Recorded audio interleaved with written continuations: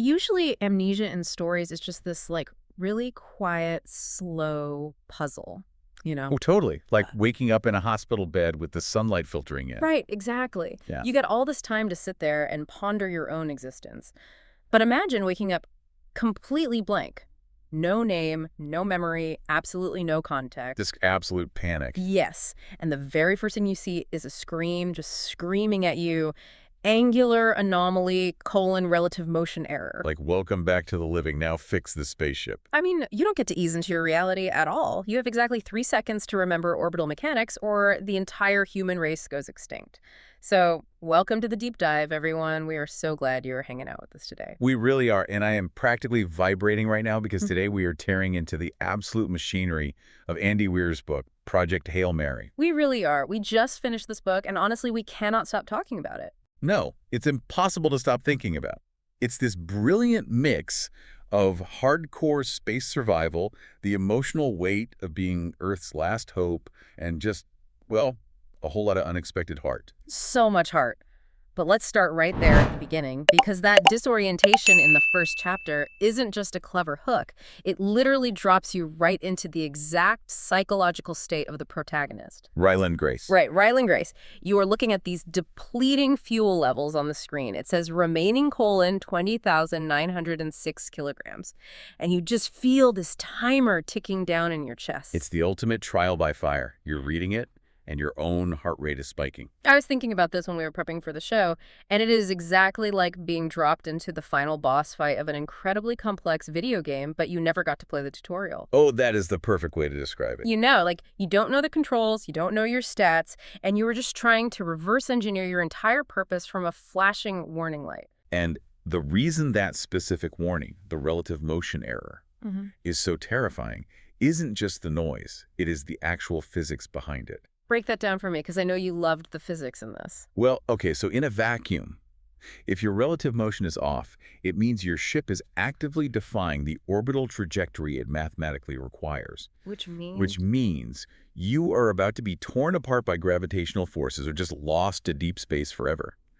Grace has to intuitively grasp orbital mechanics before his brain is even fully rebooted from a coma. A coma that lasted for years.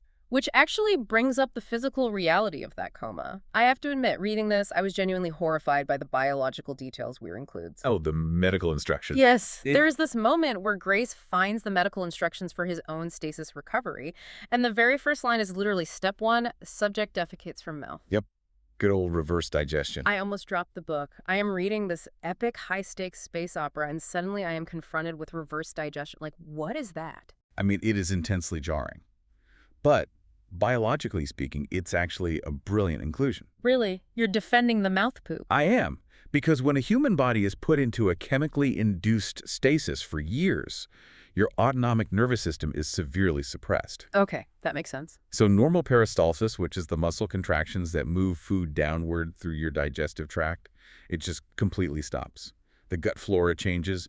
The tract basically shuts down. Oh! Right. So if there's any matter left in the upper intestines, the body's emergency clearing mechanism in zero gravity has to expel it upward.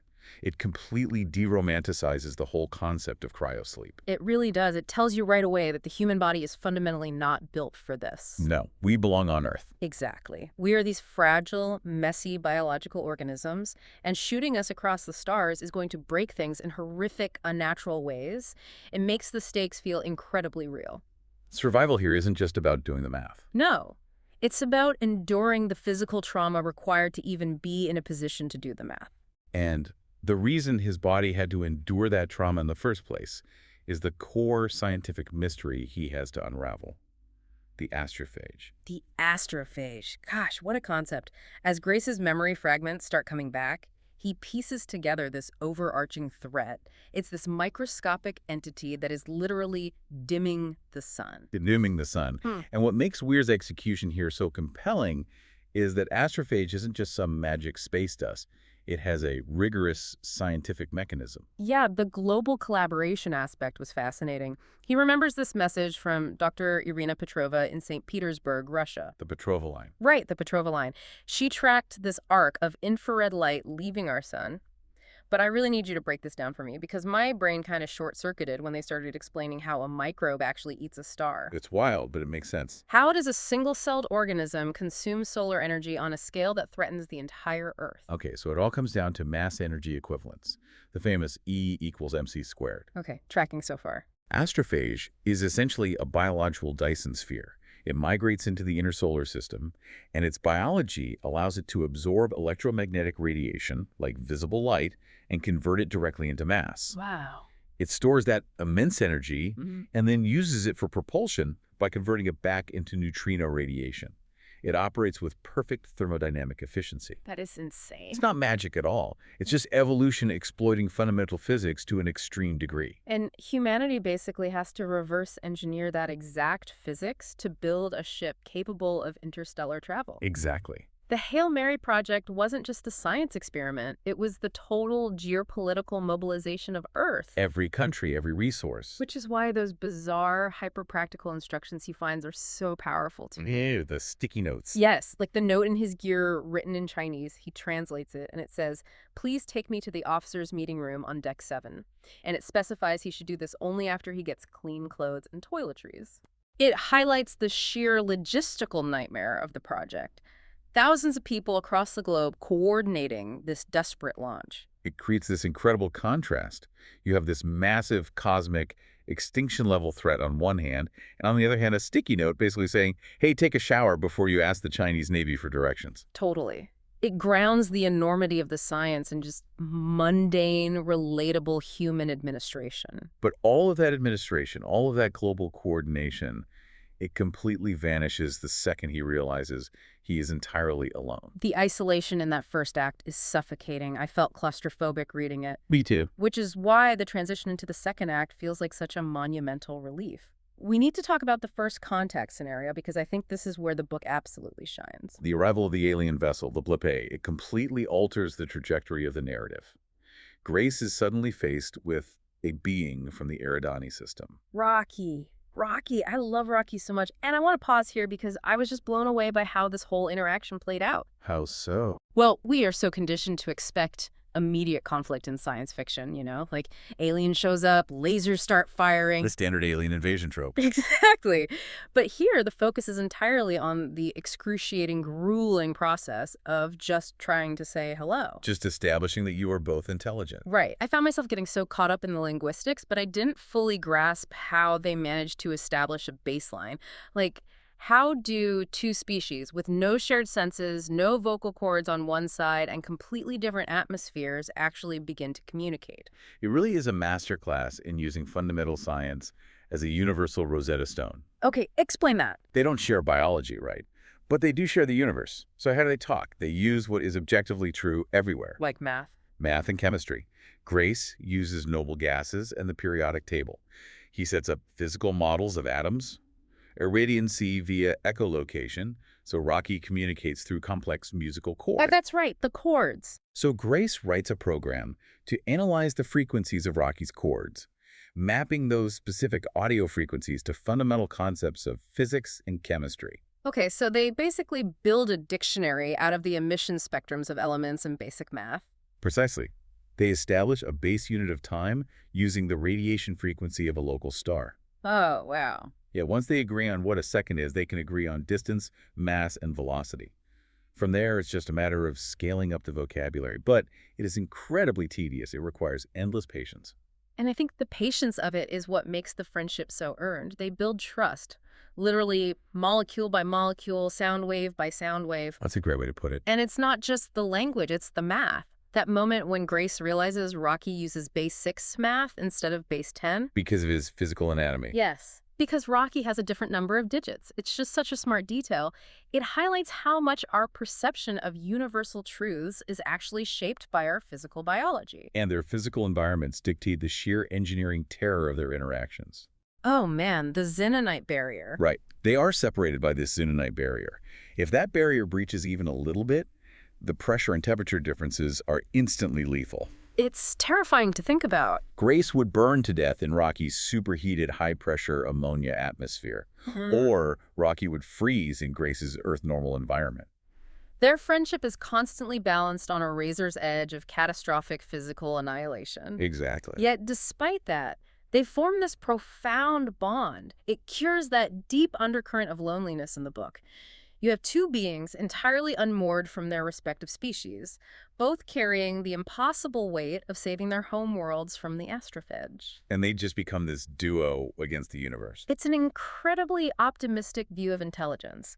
It suggests that when faced with a shared existential threat, the natural inclination of advanced species is cooperation, not destruction. It is super optimistic, but Weir doesn't let them off the hook. The universe itself remains entirely indifferent to their friendship. Right. Physics doesn't care that they learn to communicate. Physics does not care at all. And this leads to the sudden escalation of danger in the third act. The whole evolutionary biology problem they encounter with the Tamiba. The betrayal in Zero Gravity, I was practically holding my breath reading those chapters. It was so tense. They find the Tamiba, which is the natural predator to the astrophage, and they think they've solved it. They just have to breed it to survive the nitrogen environments of their respective planets. But they completely underestimate the speed of forced evolution. Completely. They apply selective breeding, basically forcing the Tamiba to evolve a tolerance to nitrogen. But in doing so, they inadvertently trigger an evolutionary arms race. Because life finds a way. Exactly. The organism doesn't just evolve to survive nitrogen. It evolves to escape containment. It learns to slip right through the molecular structure of the Xenonite barrier. It's a terrifying reminder that biology will always find the path of least resistance. Always. And when it escapes, it starts eating the ship's fuel. The tension here is unbearable. Weir uses these system prompts that just spike your heart rate. Oh, I know exactly what you mean. You're reading, and suddenly a block of text interrupts the page. Time to engine cutoff : 0, 0, 5, 2039, 0, 6. It's like a jump scare in a book. It really is. You can practically hear the sterile, automated voice echoing in the collapsing ship, and then it gets worse with the manual control sequences. Because the ship's automated safeguards are designed to prevent catastrophic user error. When Grace has to override them to perform maneuvers that the computer calculates will literally destroy the ship, the system forces him through these rigorous confirmations. Yes. The prompt flashes, manual control is recommended only for emergencies, and it forces him to physically type second confirmation : type YES to enter manual control mode. The stakes are just astronomically high. It gave me so much anxiety, but wait, hang on. Thinking about this right now, I want to test a theory on you. Okay, I'm listening. Lay it on me. Because that specific prompt, the physical typing of YES, it just hit me as something much deeper than just a suspense mechanism. How so? Like thematically? Yes. On the surface, it's just the climax of an action sequence, right? The final maneuver to try and save the mission. But underneath the hardware and the alarms, that requirement to type YES is actually the thematic core of the entire novel. Oh, wow. Keep going. The universe doesn't just demand that he fix the ship, it demands that he consciously choose to sacrifice himself. He isn't just pressing a button in a panic. He has to deliberately and intentionally agree to his own end so that others can live. Oh my gosh. Yeah. That is a phenomenal connection. Right. And it circles perfectly back to where we started with his amnesia. Exactly. The amnesia wasn't just a plot device to hook the reader. No, it was a mechanism to strip him down to his absolute foundation. He wakes up not knowing if he's a coward or a hero. He has to reverse engineer his own moral courage just as much as he has to reverse engineer the ship's engines. He literally builds his identity from scratch throughout the journey. By the time he is faced with that prompt, he isn't acting out of rote duty or pre-programmed military training. He's acting out of profound, chosen selflessness. Yeah. The mathematical certainty of the sacrifice is absolute. He calculates the trajectories, he knows the fuel limits, and he knows that saving Rocky means dooming his own chance to return to Earth. He solves the equation, and the answer requires his life. And he chooses to type YES. It leaves you utterly breathless. And I love that it doesn't wrap up with a neat cinematic bow where everyone magically makes it home and they throw a parade. No, because that would betray the science. Exactly. It honors the brutal reality of the physics involved. The distances are too vast, the fuel is gone, and actions have permanent, irreversible consequences. Which is really the hallmark of truly great hard science fiction.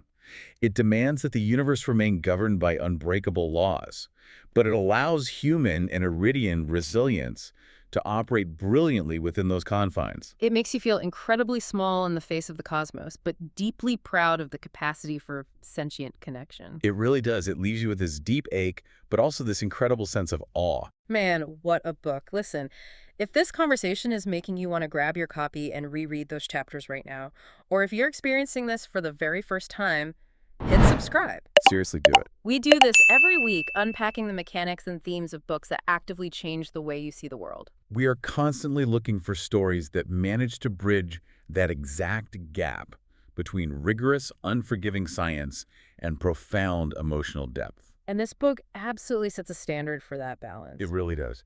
So, based on everything we've unpacked today, who is this book actually for? Oh, I'll tell you right now. If you are a lover of hard science fiction where the math genuinely matters, where every problem has a concrete, verifiable scientific solution, you will devour this. Yeah, absolutely. And if you enjoy high-stakes space survival where the environment is actively trying to kill the protagonist every single second, this is your next read. But equally, I would say, even if you don't typically reach for science fiction, the emotional core of this story is so universal. It's huge on Book Talk for a reason. Right.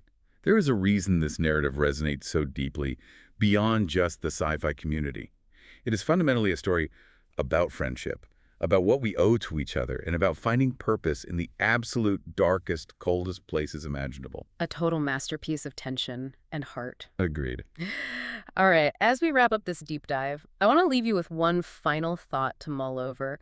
We talked extensively today about the physics of the astrophage, the sheer terror of waking up in the dark, and the desperate global scramble for a technological fix. The Hail Mary project? Right, but think about this.